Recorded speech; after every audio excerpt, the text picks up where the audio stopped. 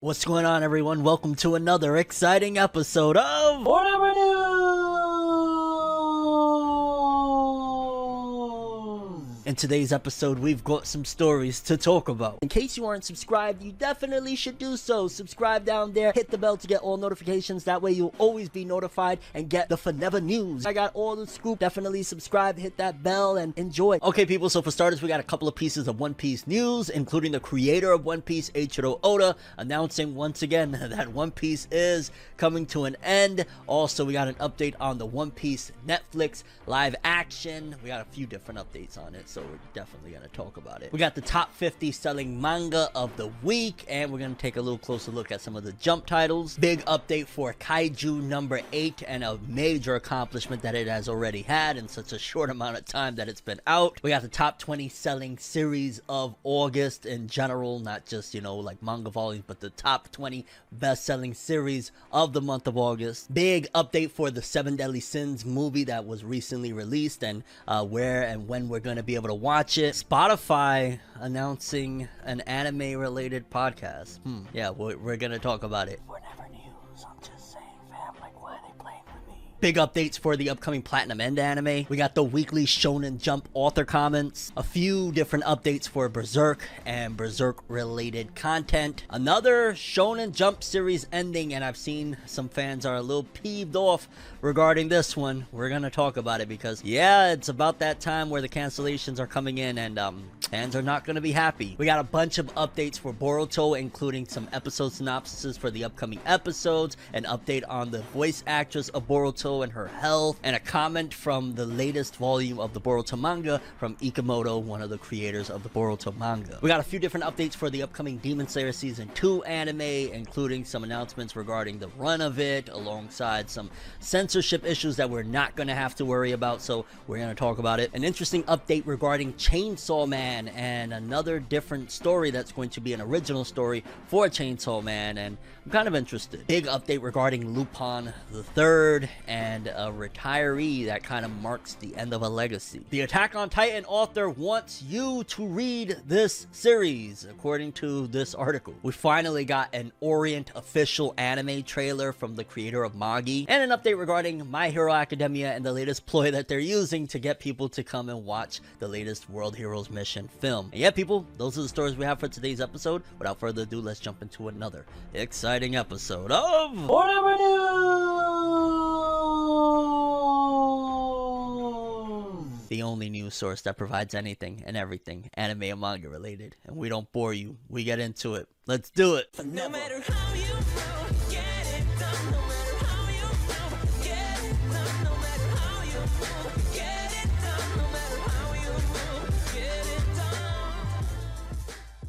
Okay, people, so first on the agenda, let's talk a whole bunch of One Piece. For starters, we got another update from the creator himself, Eiichiro Oda, regarding the series ending, because according to this article, it says One Piece manga creator Eiichiro Oda says the story is in the final stages. Now, it ain't gonna be real until we really know that it's coming to an end, and what I mean by that is that Oda has been saying this for a long time. It feels like every year we hear 5 more years, oh, it's about 80% done, it's 75% done, it's 65% done, and it's not just attributed to Oda to say like, oh, he keeps on, because it's also the editors around him. Every time he gets a new editor, they get all excited like, I know about One Piece, I'm gonna tell these people something. Like, you don't know shit. It's really Oda, and when Oda says it, it's probably the fact that, from what I can honestly say, I feel like maybe it's a contract thing, and what I mean by that is probably Oda renews his contract maybe on a yearly basis or every other year or something like that, and probably according to his contract, he has X amount of requirements to fulfill, and then he probably goes from there. A lot of people don't realize, like, yo, it's a business, and at the end of the day, these people, they sign contracts to be in Jump for X amount of time, X amount of years, and they gotta fulfill their requirements. So probably in his mind, he thinks, yo, okay, so if I renew X amount of times, it'll probably lead me to this is probably when it'll end. But let's read what he said. One Piece manga creator Eiichiro Oda says the story is in the final stage. A newspaper advertisement commemorating the 100th compiled book book volume of the manga appeared in the Asahi Shimbun, Yomiuri Shimbun, and Mainichi Shimbun on Friday, and it included a photo of Oda drawing at his workshop with the words, "The story is in the final stage." Oda stated in an interview in August 2020 that he plans to end the story in 4 or 5 more years, but again, like I said, Oda has said that quite some time. I guess we're just gonna have to wait and see. To be honest with you, I don't know what it's been. I think I know what it's been.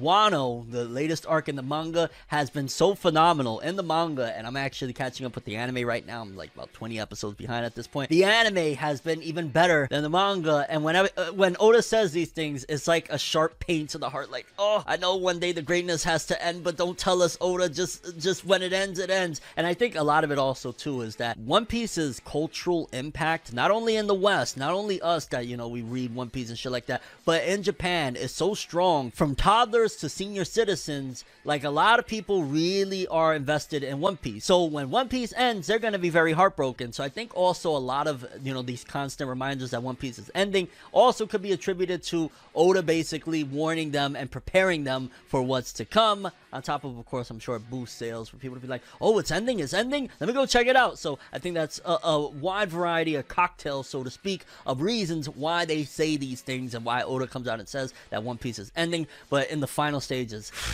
what a great journey it's been, and until it ends, I'm going to continue to say that One Piece greatness, because it is truly one of the greatest stories ever written, no cap. And there was also a little more info from Oda. It said, Eiichiro Oda's special illustration and message to commemorate One Piece reaching 100 volumes. He said, I'm sorry to take up the space on the shelf of the person who owns all of them, but I've been desperately writing 100 volumes, which can be said to be my life for 24 years, and I still feel that this is all. Do you feel these big, or do you feel small? The story is about to end. So that was just a little bit more confirmation on, hey, it's ending. And while we're on the topic of One Piece, recently the One Piece official Netflix series seemingly is underway in a major way, because they posted this picture of what seems to be the script for the first episode of One Piece alongside the logo for the live action series. It says One Piece Romance Dawn, episode number 101, teleplay by Matt Owens and Steven Maeda, based on One Piece by Eiichiro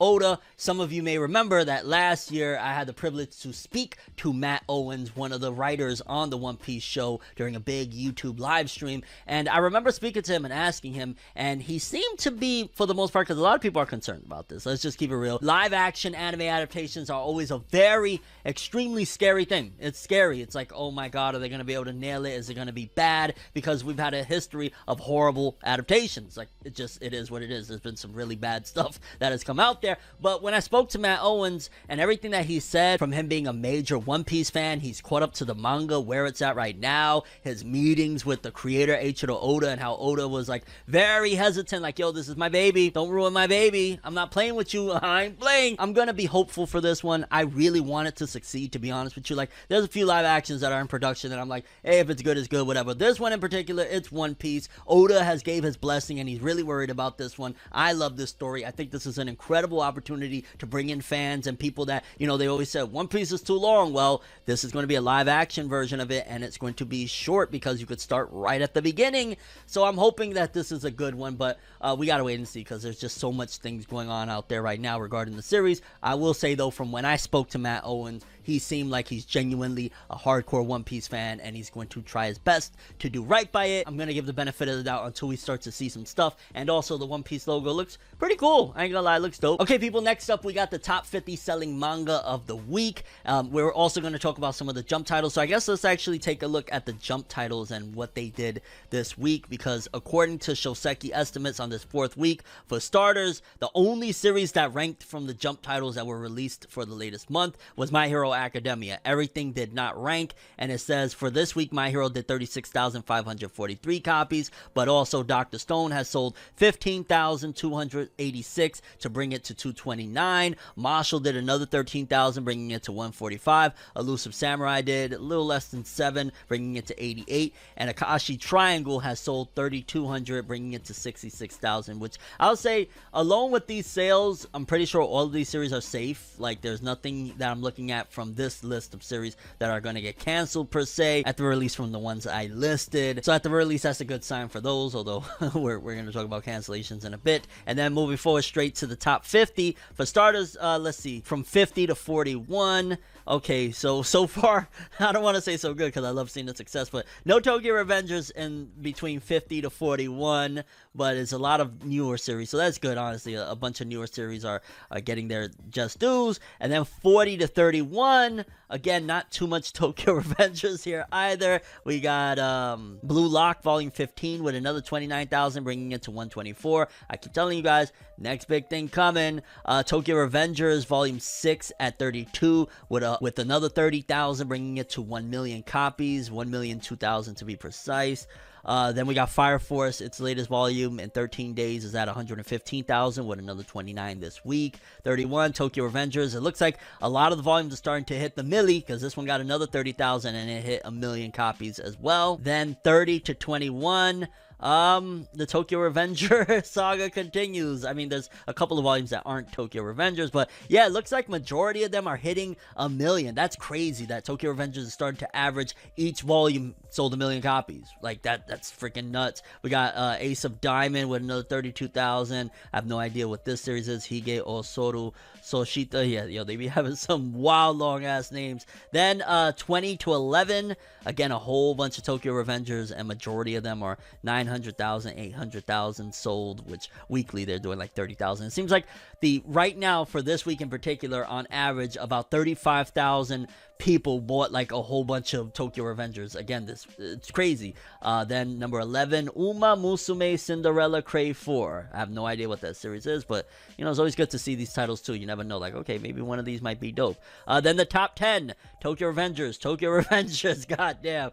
Number 6, okay, My Hero, so it came at number 6 with 36,000, bringing its total to 634,000.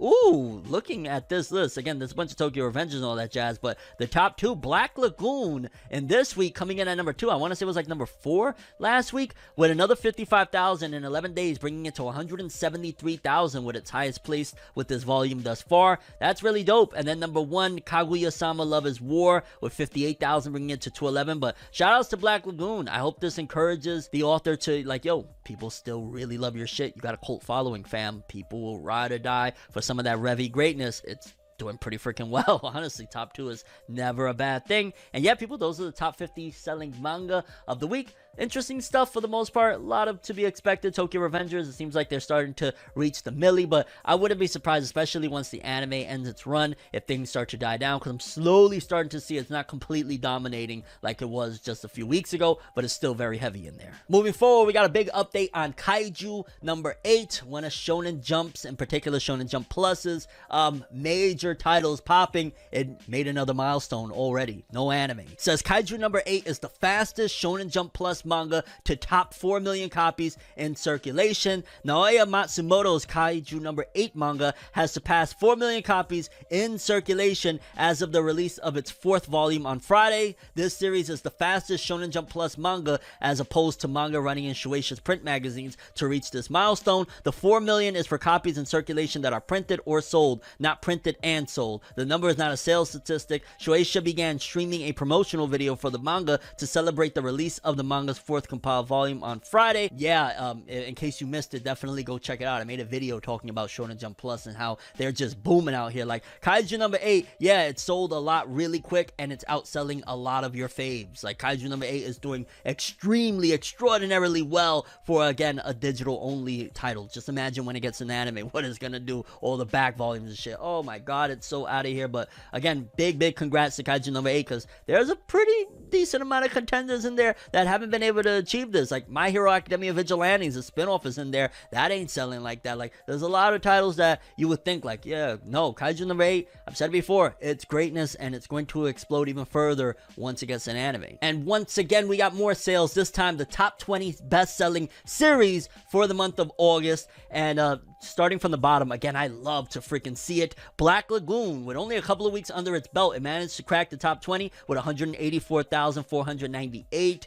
Grand Blue, Oshinoko, 17. Attack on Titan with 217,246 copies. Again, Attack on Titan, this will be the last year, I'm imagining, unless like it gets a True to Blue spin-off sequel by Hajime Isayama. I don't see Attack on Titan in the well, no, I'm lying, because the anime is about to come out next year, so that'll boost sales for that fiscal year. So probably even next year, Attack on Titan will still chart, but yeah, we'll see where the future goes depending on how people react to it. Number 14, Dragon Ball Super, 225,000. Really dope stuff. Dragon Ball Super been going up there. Honey Lemon Soda, a lot of people told me that's a really good manga, and that's from Shueisha at that. 233,000 at number 13. Wow, Marshall at number 11. That's very interesting. That's a newer title. 256,331 copies. Kingdom, of course, 268,000. Kaguya-sama Love is War. Dope. Haikyuu still selling. Wow, that's crazy. 290,000.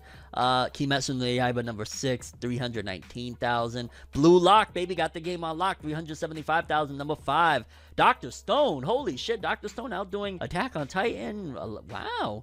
418,000. Number 3, Jujutsu Kaisen, and on the heels of a hiatus, baby. Oh my god. 597,000 copies, baby. Top 2, My Hero. Ooh, 1.351, and a lot of that is, of course, half of it is attributed to the latest volume, but god damn. And then number 1 is out of here, what we talk about every freaking week now, Tokyo Revengers, 4,275,000, taking the number 1 spot. Insane. Nobody saw this coming. Nobody a year ago would have told you, yeah, Tokyo Revengers is going to be one of the top selling series of 2021, hands down. Nobody would have said it, but here we are, and it's selling, and it's really good. Okay, next up, we got an update on the 7 Deadly Sins anime, in particular for the film. Y'all know they recently released over there on Netflix the first half of the final season of the 7 Deadly Sins, but there's also the, the second half, as well as a film that was released in Japan a few months back. But according to this, it says the 7 Deadly Sins Cursed by Light anime film dated for Netflix. The 7 Deadly Sins Cursed by Light is a feature film that just premiered theatrically in Japan on July 2nd, and now it has a date for Netflix. As revealed on the English subtitled trailer that popped up on the Netflix anime YouTube channel, the movie will make its Netflix debut on October 1st, and the way Netflix describes it, it says Meliodas and his friends jump back into action when the new era of peace is threatened by a powerful magical alliance that could spell the end for all. And yeah, I want to say that this is supposed to be like canonical to the end of the 7 Deadly Sins. I still haven't finished 7 Deadly Sins. I haven't even gotten a chance to watch the final season because I just want to watch it all in bulk because, yeah, it's the final season. So I'm looking forward to that. But yeah, it seems as though October 1st they're going to do that. And then I'm imagining probably by the end of October, or maybe November, they'll put out the second half. I don't know. Maybe this is like a holdover thing, but yeah, maybe it'll be dope. And here's another example of them putting a lot of resources, because I'm sure this movie's going to look decent in comparison to the season. And yeah, because I took a small peek at the last season, the first 12 or whatever, and it wasn't looking all that stellar. But I'm sure I'm going to watch it all. I'll be honest with you. I'm sure I'm going to watch it all because I want to finish 7 Deadly Sins. And yeah, maybe the movie will be dope, especially if it's tied to the end of the series. But fam, I ain't gonna lie, maybe the 4 Nights of the Apocalypse will get a better adaptation. So sad, because the first season of the 7 Deadly Sins was amazing. I'll never forget screaming like, oh, this shit is so good, it's so dope, it looks great, the art, the animation. And then we come to this and it's like, yo, I mean, then again, it's been like, what, 7 years now? I want to say the anime of 7 Deadly Sins came out 2014. We're in 2021. Yeah, it's definitely been very apocalyptic, to say the least. Okay, people, next up, it seems on the heels of FORNEVERNEWS breaking through to podcast services everywhere, Spotify is launching their own anime-based podcast over there in Japan. We're gonna read it in a second, but kind of crazy. FORNEVERNEWS making moves, and yeah, I'm not that narcissistic to think that, hey, my show is inspiring big moves over there in Japan, but I'm just saying, why wait till now, boy? According to this, it says Spotify Japan launches anime-themed original podcast AniZone. Spotify Japan will start streaming Spotify AniZone, which is hilarious. Isn't there a YouTuber that used to have a segment called Annie Zone? An original podcast show dedicated to anime today on September 3rd. A new episode will be released every Friday around 9 p.m. JST, 5 PST. The show will feature one popular anime each month, and the anime's voice actor will host the show as its main personality. Each time, guests deeply involved in the anime, such as other voice actor members and production staff, are invited to talk about the highlights of the anime story, behind the scenes stories of the production, their work theory, and other topics that can only be heard there. It will start with Shaman King of September, followed by Sword Art Online Progressive Aria of a Starlit Night in October, Blue Period in November, and JoJo's Bizarre Adventure Stone Ocean in December. Oh my god, I gotta hear that with some subtitles. Please, please, please. A 3-minute trailer narrated by Yoko Hikasa, the voice of the protagonist Yo Asakura in Shaman King, is already available. She has revealed the guest of the first episode is Inuko Uniyuma, the voice of Manta Oyamada. Spotify Japan's audio content business manager, Cheiki Nishi, says, anime is loved by fans all over the world, and Spotify realizes that this love transcends national borders. With Spotify Annie Zone, we hope to not only provide anime fans with a deeper enjoyment of the works they love, but also to stimulate the curiosity of the many listeners who use Spotify by providing them with an opportunity to experience Japanese anime culture. Very, very dope show. Like, by the way, I prefaced it with just, talking about FORNEVER News, because, yeah, it's kind of wild, and I'm not saying that this is why, but I'm just saying, like, hey, I bring FORNEVER News to podcast streaming services, and this happens. Really crazy coincidence, but it's kind of crazy that they're now, making moves to bringing this type of content to the podcasting space in terms of anime. But yeah, sounds interesting, but definitely you should check out FORNEVER News on all podcast streaming services, Apple Podcast, Spotify, Google Podcast, wherever you get your podcast from. Go check out FORNEVER News. We're doing some really awesome stuff there. I mean, hey, if you don't got the time to watch the video right now, you could go listen to the audio of the show. It'll probably be available right now as you're listening. You can just transfer over if you need to go to work, if you're driving your truck, if whatever the case may be. We're on there. FORNEVER News, podcast streaming services. Link in the description below, baby. But yeah, all jokes aside, this show sounds pretty freaking interesting. I ain't gonna lie. I'm definitely tuning in for that JoJo's one if they have some sort of translations or something like that. Yeah, I don't know how that would work. Moving forward, we got a small update for Hikaru no Go. In case you don't know, I mentioned it, I want to say in the last episode, Hikaru no Go was co-created, I want to say, by one of the creators of Death Note. So it's interesting that it says, next month, Studio Pierrot will celebrate Hikaru no Go TV anime's 20th anniversary. Lots of planned projects. I'm curious to see what they're gonna do, because again, like the creator of Death Note that worked on this, he got Platinum End coming out, and I know he's working on another manga we just talked about, the comedy manga, and then now we got Hikaru no Go's 20th anniversary. I never got into Hikaru no Go. I know that there's like an older anime, if I'm not mistaken. I wouldn't mind if they did a reboot of some sorts. Again, like, yo, it's easy to promote. Hey, one of the creators of Death Note made this shit. Go watch it. And a lot of people will watch it based off that alone, and it always looked interesting, like a weird sport or something like that. I don't know, but yeah, Studio Pierrot, maybe they could take some of those resources and put it into, the Boruto anime, pretty much one of the only anime they're working on. I'm just saying. Oh, I know, they're saving the budget. The top 5 highest grossing anime title, Naruto, Boruto, they're saving the budget. I know. Call me salty. Don't care. And in light of speaking of Platinum End, we got an update for the Platinum End anime. According to this, it says, Platinum End anime's second multilingual trailer previews Bandmaid's opening song. The official website for the TV anime of Takeshi Obata and Sugumi Oba's Platinum End manga debuted the anime's second trailer with subtitles in multiple languages and third key visual on Sunday, including English. The video announces and previews the opening theme song Sense by the group Bandmaid, and it also announced the ending theme song Kofuku Ron. And also it says the anime will premiere on October 7th, 2021. And there was even a new key visual. And honestly, from the trailer, I'm not expecting, just keeping it real, I'm not expecting the greatest adaptation. For starters, they're adapting all of these volumes into 24, I think, what they said, confirmed, 24, 26. Like, they're adapting a lot of material into this. Also, the animation and art, it looks good. It doesn't look like bad by any means, but it doesn't look like they're putting like that extra oomph into it. So I'm just going to be along for the ride. I'm really hoping for, at the very least, an okay adaptation, because these creators are amazing. And from what I read, the first few chapters of Platinum End, it was really dope, very dark and ominous, and I'm hoping that they give it a decent fair shake and it actually comes out okay, because again, it doesn't seem like it's getting the best treatment, cramming all these episodes. But it also is that Platinum End wasn't the biggest seller in the world like they probably thought. These are Takeshi Obata and Oba, like, you know, you think that they're gonna blow up with everything they do. Death Note was huge. Bakuman was pretty big. Like, yeah, Platinum Men wasn't that big of a seller, but we gotta wait and see. I'm definitely tuning in. Like, October, like, fall anime is going to be amazing, and Platinum Men is definitely on my to-do list of weekly watches. Hopefully they kick ass, but based on the trailers, I'm not expecting, like, you know, Jujutsu Kaisen Demon Slayer animation, nor should I expect that from any anime. We talked about this already, but hopefully it's dope. I don't know. Moving forward, we got some weekly Shonen Jump author comments. We're starting off with Eiichiro Oda, creator of One Piece. Volume 100 is out in Japan. Enjoy the volume and all the special celebrations we have planned for the occasion. Yeah, big stuff going on with One Piece. Kohei Horikoshi from My Hero Academia. I fell asleep listening to Aoi Yamazaki's Saba Saba Mackerel and dreamt about preparing tuna. So close. Go to the supermarket right now. Put the pen down for 1 hour. Go get some tuna. Yeah, I know you can afford it, and I know you probably desperately, as I'm recording this right now, would love a break. Go get you some tuna. Enjoy life. We got author of Jujutsu Kaisen, Gege Akutami. My assistant started talking about the Fast and the Furious right before driving me around. Not good for my heart. Oh, I don't mean to laugh, but holy shit. Why would you do that, assistant? Whoever you are, like, why would you do that to Gege Akutami, the GOAT? Like, why? Why?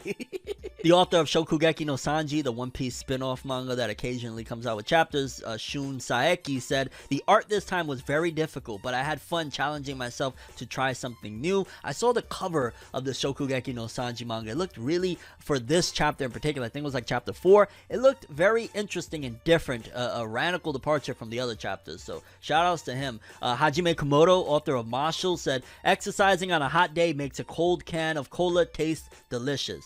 Big facts. Yoshifumi Tozuka, author of Undead Unluck. I'm honored to have the privilege of saying the following in this space. Congratulations to One Piece for 100 volumes. Yeah, that's a big deal. And shout outs to you, Yoshifumi Tozuka, Undead Unluck, making waves. Then moving forward, Yuki Kawaguchi, the Hunters Guild Red Hood, said, I can't leave the house, so I bought a bunch of plastic model kits. I can't wait to paint them. You don't know how much I'm rooting for this series, because we got a unfortunate story to talk about here in a bit, but hopefully Hunters Guild Red Hood can survive, but we'll get to that in a little bit. Moving forward, Boichi, the artist of Dr. Stone, said, I've been studying the art in Red Hood lately. I have way too much to learn. Holy shit. Boichi giving a little shout out to Red Hood, also giving, you know, props on the art and shit like that. Maybe that could be good. I didn't know that was in here. Who knows? Maybe Boichi could be a part of the Keep Red Hood Alive in the Magazine camp. Yo, shout out to Boichi. This dude is awesome. He's always there to support when a series needs it. Shout outs to him, man. Really dope dude. Yusei Matsui, the author of Elusive Samurai, formerly of Assassination Classroom. I was eating squid and cod roe when one of the eggs flew into my eye. I almost fainted in agony. Oh shit. The other creator of Shokugeki no Sanji, Yuto Tsukuda. We got recipe ideas from Morisaki Sensei once again. So Italian and stylish. Yuto Suzuki, author of Sakamoto Days, said congrats for 100 volumes on One Piece. It's amazing how it's always so good. That is facts yet again. And yeah, and I'll explain to you why I'm covering this author, because I haven't done this so far. Candy Flurry by Santa Mitarashi said, in our meeting, Takeguchi called Tsumuji, and I was like, is this guy serious?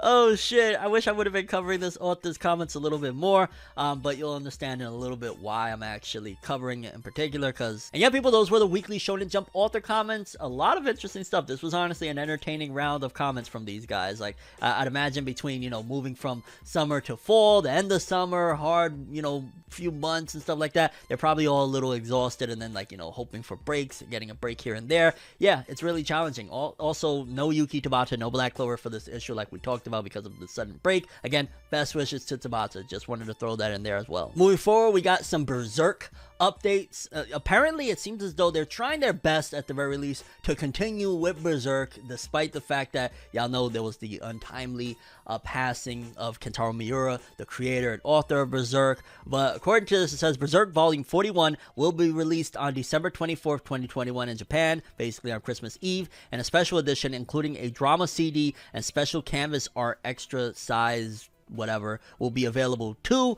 And small precision, this volume is not announced like if it's the final volume, and the cover looks really freaking awesome. It looks very interesting, and yeah, it seems as though for the most part, this is my guess, they're probably going to continue on with Berserk with the assistance that he probably left them a roadmap of like, hey, this is where I'm trying to go with the story. I'm imagining he probably knew like, yo, he's been for a while now sick, so he probably told him, hey, if anything happens to me, this is what I want you to do with it, and that's probably why they're continuing. I'm hoping, because other than that, like if it's just like they don't know what they're doing and they botch Berserk, this is going to be terrible, not only to the fans, forget that, to Kentaro Miura's legacy, because this was his life's work. So hopefully it's that he gave them, you know, his blessing, because if they're not even announcing this upcoming volume as the final one, that means that there's probably plans to move forward with the story. But also Duranki, which was a creation from the studio that Kentaro Miura set up for Berserk, which was interestingly enough in the last few years that he created the studio, which kind of means that he probably knew,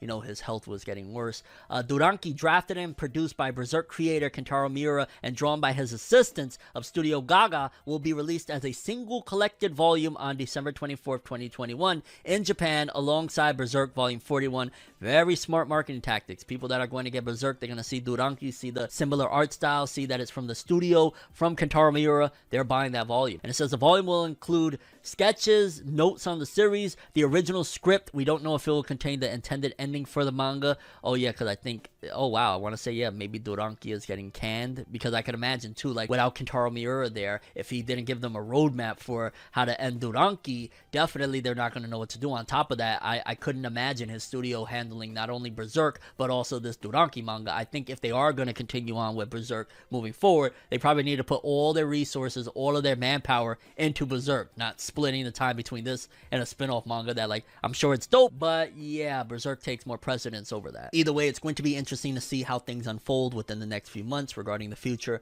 of the Berserk story. As always, RIP to Kentaro Miura. Very, very touchy subject, to be honest, but yeah. Moving forward, we got some unfortunate sounding news. Now, it's not confirmed, it's not set in stone yet, but it definitely seems like a new serialization round is incoming, because according to this, the unofficial Shonen Jump said Candy Flurry by Takeguchi Ippon and Matarashi Santa could be potentially ending in Weekly Shonen Jump issue number 42 with chapter 20. And this is one that a lot of people were telling me, yo, it's kind of crazy, it's dope, you should check it out. I remember I tried to read the first chapter, I got sidetracked, never got into it, but a lot of people kept up with it. I've seen a lot of people talking about it, and usually if a series, nobody gives a shit about it, it won't get picked up, people won't talk about it, but I've seen people actually covering it and saying, yo, it's kind of dope. So to see this one come to an end is a scary thing, because we was just talking about the Hunters Guild Red Hood last week, how things is looking rocky. Thankfully, Boichi says something positive, so I'm hoping that means something good for it. For me, I'm never happy by any means of a series getting canceled, because this means that these authors, their dreams right now come to an end, at the very least for the moment. Their dreams come to a halt,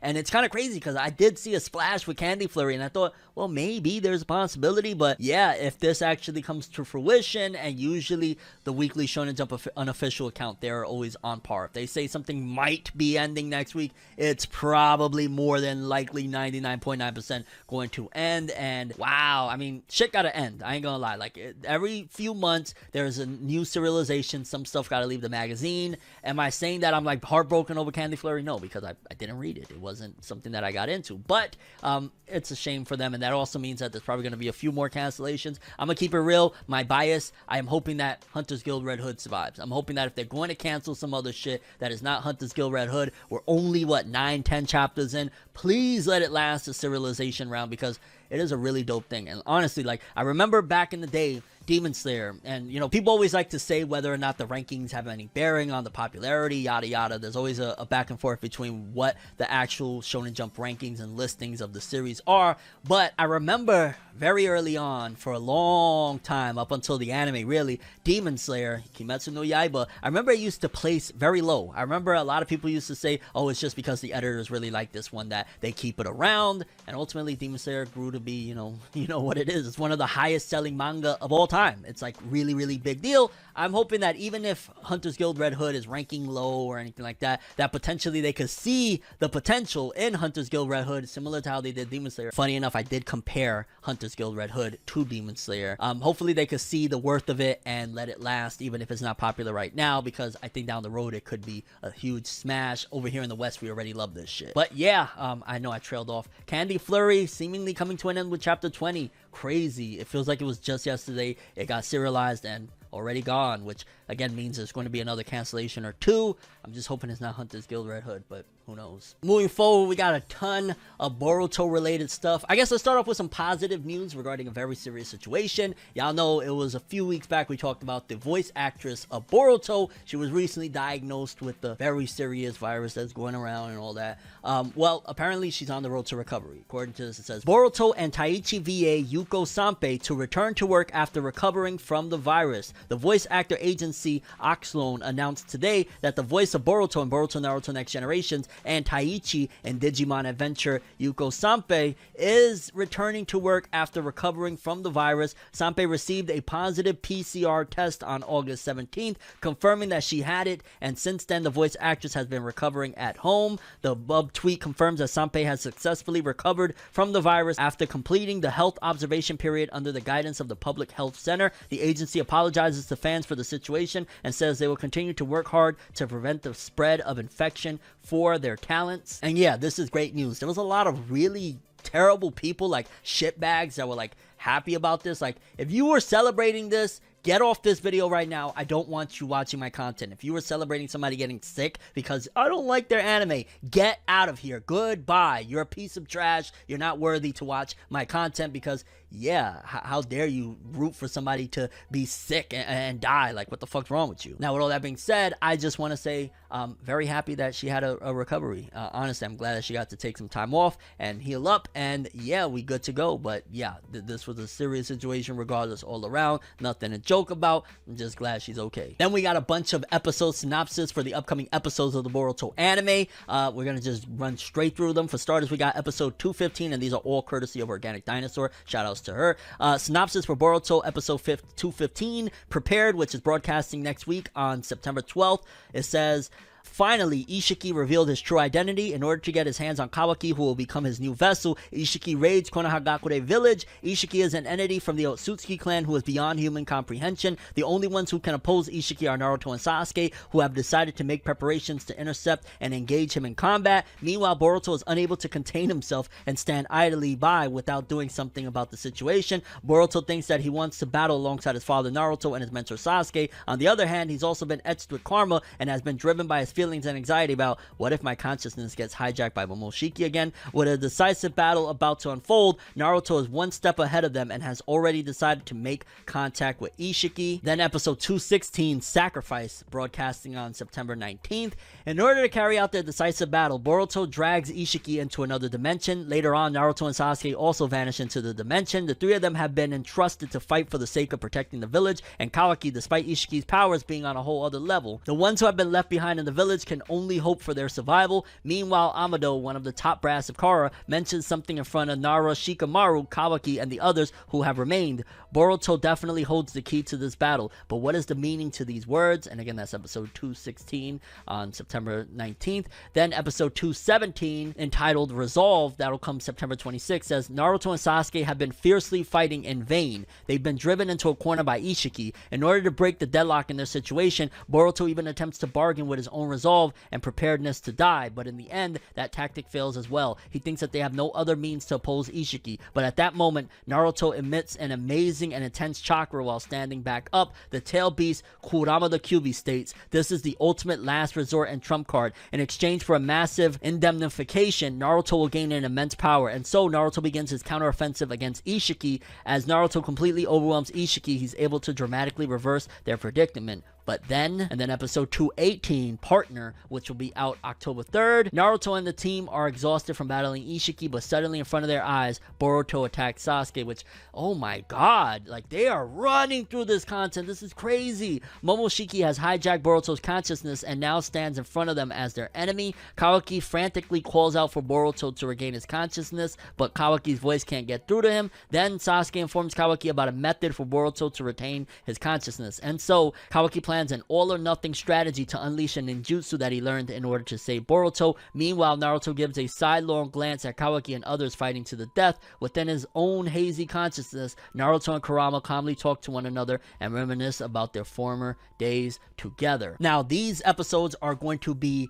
some of, again, the biggest episodes of Boruto. I'm just a little apprehensive of saying like, oh, this is going to be great, just because y'all know recently I was a bit disappointed with episode 214 of Boruto. A lot of people want to say that, hey, certain characters like, I don't know, Jiraiya is not important at all or anything like that, but I was disappointed with how they handled it. I pray that they don't mishandle these episodes, because these episodes, again, are some of the climaxes, some of the best stuff we've had in Boruto up to this point, especially from content from the manga. Since this arc ended, it hasn't been the same and it hasn't been as hype, so I'm hoping to God that they handle this stuff well, because this is very big stuff. Manga readers know this is going to be humongous if they do it right, and it'll cap off pretty much the season, which I noticed it looks like by fall season they want to already be done with this arc. I'm imagining, again, after, you know, the 3rd, probably by the 10th or the 17th, we'll be on brand new stuff, or at the very least in a whole new arc, or possibly even an anime canon or filler or whatever you want to call it, because yeah, it looks like we're about to wrap things up here, and it's kind of crazy. Like, this is very big stuff. This is huge. Some of the biggest stuff in the Boruto anime. I just really hope that they do it right, because I'm not that optimistic. And lastly, regarding Boruto, we got author comment from Ikamoto at the end of Boruto volume number 15. Of course, Kishimoto didn't leave any message to the readers, because he's a phantom ghost of the Boruto series. Ikamoto's backpage comment from the end of volume 15: when I was renovating my home, I installed a catwalk that I've been longing for. Since the top pane is made of transparent and tempered glass, the view from underneath it is the best. You can even get a perfect view of the cat's paw pads. So what's their hind legs look like when they pose like that? I get to discover so many things. That sounds so weird. Like, yo, I know there's, you know, cat lovers and shit, but goddamn, I feel an overwhelming joy just from looking up at my cat Sama from below. Doing that action in itself is more enjoyable to me than doing anything else. In the end, I definitely think that I like cats more than most people do. I'm just an idiot for cats. No, I'm simply just an idiot. Kind of weird. Like, your greatest joy is looking up at your cat's paw prints? Like, at least he just draws it. He's not writing it.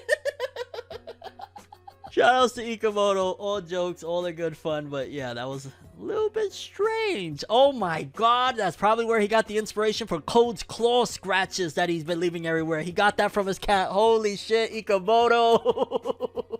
Oh god, that was funny. But yeah, people, that's all the Boruto stories we have for today's episode. Pretty awesome and interesting stuff. Again, shoutouts to the voice actress of Boruto healing up from the virus. All these episodes, they better do a good job. And Ikamoto's into some strange stuff.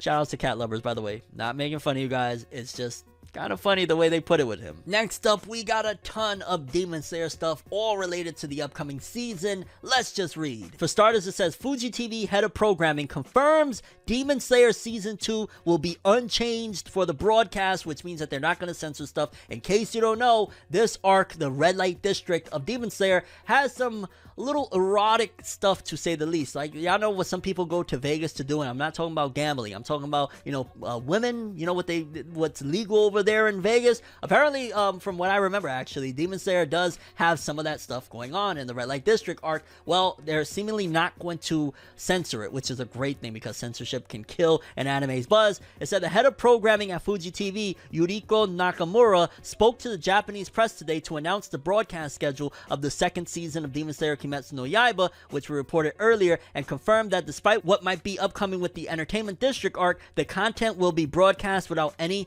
changes. The setting for the second season of Demon Slayer is the infamous Yoshiwara area, a red light district of Tokyo, which was famous place for sexual entertainment up until outlawed in Japan in 1958. Because of this, one of the hottest topics in the Japanese press and on variety programs has been discussions on if the TV anime would adapt the manga faithfully or become more family friendly to satiate the large child fan base that the franchise currently has. Despite this, Nakamura came out today and said that the Entertainment District arc would go under the usual review procedures, but the content will be broadcast without any changes. She explained that this was a decision based on the time slot the second season will hold. Nakamura went on to say that it was because of the cooperation of Shueisha, Aniplex, and Ufotable that Fuji TV is able to broadcast a work that has become a social phenomenon, and that Fuji TV is doing its best to fulfill our role as TV station by being able to deliver this program, which is great, man. Censorship, I couldn't tell you how many times it has absolutely decimated, dominated, destroyed an anime's buzz. I mean, Terra from Mars, need I say more? So I'm glad that they're not going to be, you know, censoring stuff, because that was also kind of core to certain aspects of the Demon Slayer, you know, story. They're going to keep it intact. back, which is great. And again, a lot of that has to do with money. If this was a low budget show that nobody gave a shit about, censor it, get it out of here. But the fact that there's a lot riding on this to keep it, you know, faithful to the source material, they're not playing. And they probably also figure like, yo, this shit, probably every kid in the world has read this. Who cares? Just throw it in there. And then also a little more updates on Demon Slayer Kimetsu no Yaiba Season 2. According to this, it said, Demon Slayer Kimetsu no Yaiba Entertainment District arc will broadcast for 2 cores on Fuji TV in Japan through fall 2021 and winter 2022. So basically, they're going to go for about 24, 25 episodes starting in October all the way through to winter. So you figure October, November, December, January, February, March, about April, basically spring season will be the end of Demon Slayer Kimetsu no Yaiba Season 2. And they're running straight through, I'm imagining, if they're going from fall 2021 and winter 2022, which winter is, you know, usually started in what, December, January, the winter season. So yeah, that's great news as well. No censorship for Demon Slayer Season 2. And on top of that, they're running for 2 cores, which is probably going to adapt a good chunk of the story, probably the entire entertainment red light district, I'm imagining, and maybe then some. So really dope stuff there. I'm just curious how they're going to handle, because, you know, the rumors about them doing or redoing in the beginning some of the Mugen Train stuff, we gotta wait and see. But yeah, seems to be moving forward in a good direction. Again, they cannot botch this. There's too much money riding on this Demon Slayer shit. I can imagine the volumes are going to start selling like hotcakes again once this comes out, once the anime comes. So yeah, can't wait. Moving forward, we got some updates on Chainsaw Man. According to this, it says Chainsaw Man manga gets novel on November 4th. The official Twitter account for Shueisha's Jump J-Books novel imprint revealed on Monday that Tatsuki Fujimoto's Chainsaw Man manga is getting a novel adaptation titled Chainsaw Man Buddy Stories that will ship in Japan on November 4th. Sakaku Hishikawa is penning the novel. The novel is the first in the franchise. The novel will tell 3 stories not told in the manga with a theme of buddies featuring Power and Denji, Kishibe and Quan Chi during their partner era, and Himeno and Aki around the time they first met. Oh my god, they better bring this one over. This is something I gotta read. This is something, oh god, I hope they even do it like when they do the anime, like maybe like, you know, a little, I don't know.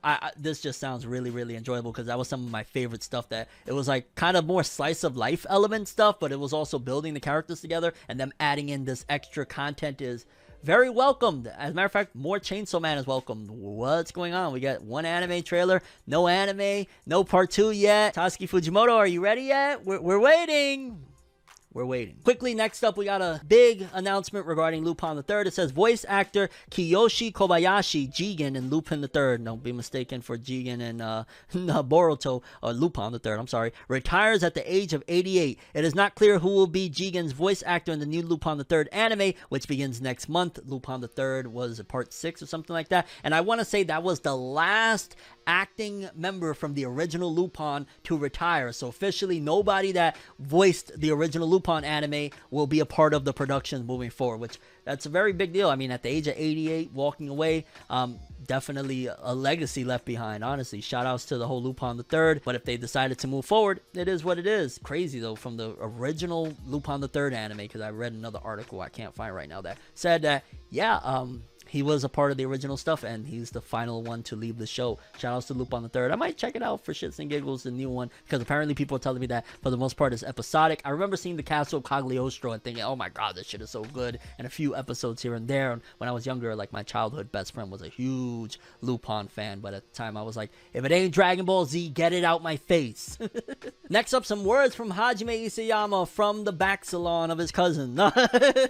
Reference to an older Forever News episode. You should watch all the Forever News episodes. But the author of Attack on Titan recently, according to this, it says Kinto Tetsu, Fungus and Iron by Ayakawa Katayama is on the cover of the upcoming Besatsu Shonen magazine, issue 10 for 2021. According to this, the series is recommended by Attack on Titan creator Hajime Isayama. So while the masseuse is working on his back, and you know, in the salon he's relaxing, he's reading Fungus and Iron. And the cover, honestly, wow, now that I look at it, the art kind of looked similar to Attack on Titan art. Either was inspired, or maybe he's low-key ghost drawing, helping out, I don't know, but it looks kind of cool. And shout outs to Isayama. Like, that does a lot. I'll never forget Twin Star Exorcist. It wasn't all that popular at all, and once Kishimoto, the creator of Naruto, at the end of Naruto, he said, yo, this is a really good one, I think this is going to be next up. Boom, blows up, everybody's talking about it and shit like that. So when a big author says like, yo, check this out, it usually helps out for the upcoming series. And this is in Basatsu Shonen magazine, which means that it's ties to Hajime Isayama. He probably wants to continue seeing them succeed until he returns to the magazine or whatever his next work is. But yeah, Fungus and Iron, recommended by Hajime Isayama, creator of Attack on Titan, on location at the salon. I gotta stop. He was not at a salon when he recommended this, okay? Moving forward, we got an update on the Orient anime from the creator of Magi. Orient TV anime blazes through January 2022 premiere with teaser, trailer, and cast members. The TV anime adaptation of Magi author Shinobu Otaka's latest manga series, Orient, revealed that it'll premiere on Japanese TV in January 2022. To commemorate the news, a teaser trailer and more cast members were uncovered alongside their character art, which all of the designs look really awesome. I ain't gonna lie, they look very reminiscent of Magi, but it's the creator of Magi, Shinobu Otaka, and it's not that similar. Like, you could see the art style in there, but it's not like, oh, hey, you know what I'm saying? And then it says, Tetsuya Yanagisawa, I want to let you know that I love you, will be directing Orient at ACGT with Takahiro Kishida, who did Puella Magi Madoka Magica, very, very awesome stuff, as character designer, and Mariko Kunisawa, the case files of Jeweler Richard, writing the series' composition. And again, it'll be hitting January 2022, and I will definitely be talking about it. I'm a huge fan of Magi. Shinobu Otaka did not miss with that series. Very, very underappreciated series, very underappreciated shonen manga. So I'm really, really hype about this one. Trailer looks dope. Animation and art looking on point. Can't wait. Hope they do it justice and hopefully make some noise, because right now, as it stands, this is kind of like the flagship title for Basatsu magazine now that Attack on Titan ended. So let's make some noise for it. Orient, Shinobu Otaka, let's do it. And then lastly, My Hero Academia fans, we got some news. According to this, it says My Hero Academia World Heroes Mission movie offers behind-the-scenes book as latest bonus. The third bonus incentive for theater goers is here to attract more folks to the most successful movie yet in the My Hero Academia series, My Hero Academia The Movie World Heroes Mission. This time it's a special behind-the-scenes book featuring 16 original drawings, stills from famous scenes, and a Q&A with director Kenji Nagasaki conducted by the cast members. The 20-page booklet also features autographs and comments by the likes of the voice actors of Deku, Bakugo, Todoroki, and Roddy Soul, an original character created just for the movie, and it will be distributed in theaters throughout Japan starting on September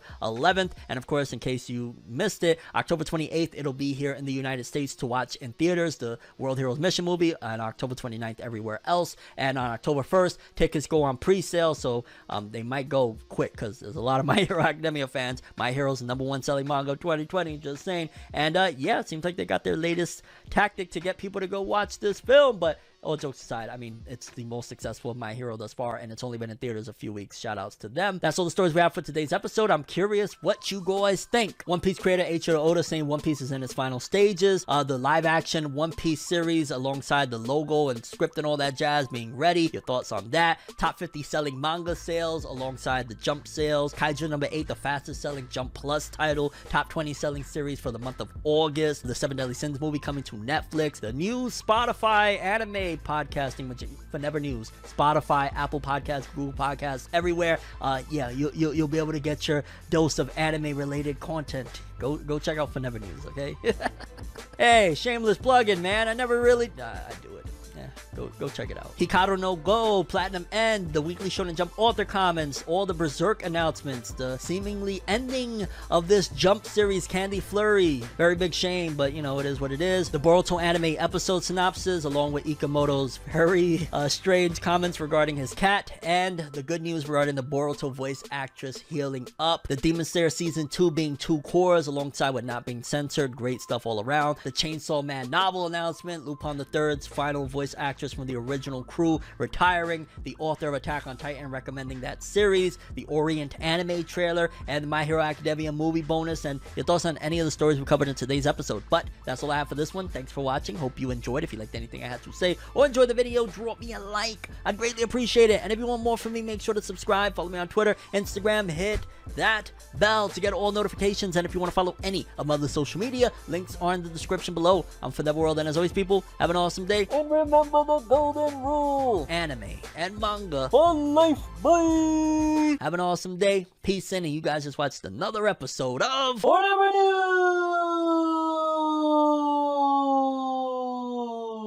Have an awesome day.